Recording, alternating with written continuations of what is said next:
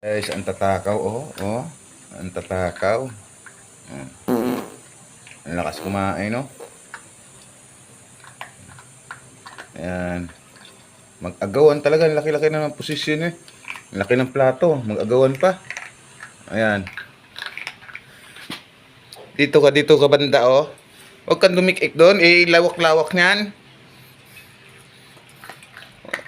Dumidikit ka ng dumidikit, eh. Mag-iigan talaga, magpalakasan silang dalawa, eh. Kaya ginawa ko nga, isang plato na lang kasi nga, bibili pa ako ng isang kainan kung sakasakali, kung di mahingi ng iba. Ayan. So guys, pamimigay ko rin tong aso. Tama na yun sa akin 3. Dagdagan 2, 5 na.